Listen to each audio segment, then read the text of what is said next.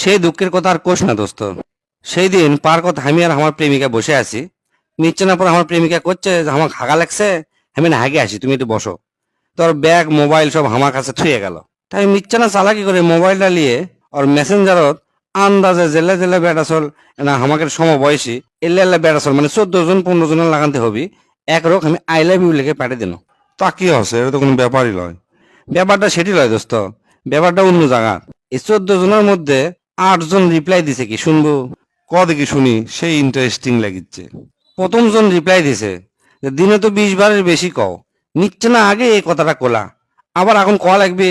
এই মেসেজ দেখে আমার হাত পা আস্তে আস্তে ঠান্ডা হওয়া শুরু করলো দোস্ত।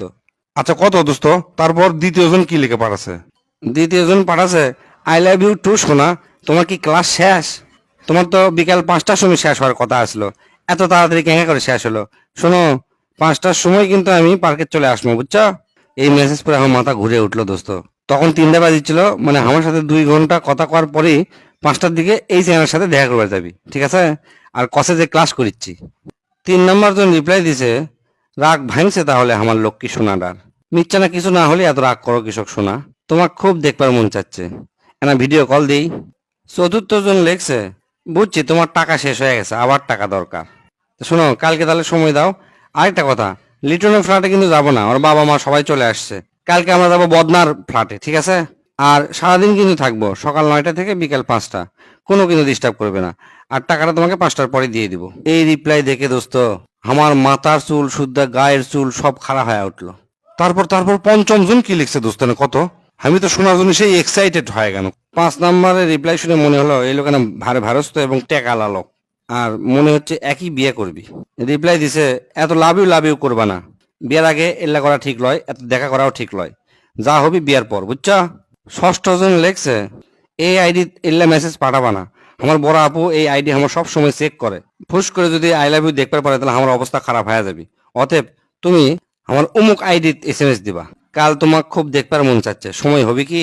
সপ্তম জনের রিপ্লাই দেখে মনে হলো নতুন প্রেম শুরু করছে।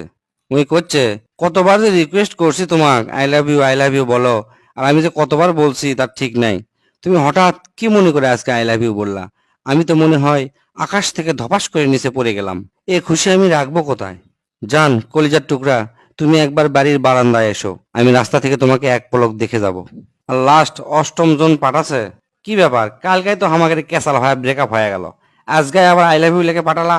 ভালোই, এই অভ্যাসটা খুবই ভালো, ভালো মেয়েরা কখনো রাগ পুষে রাখে না।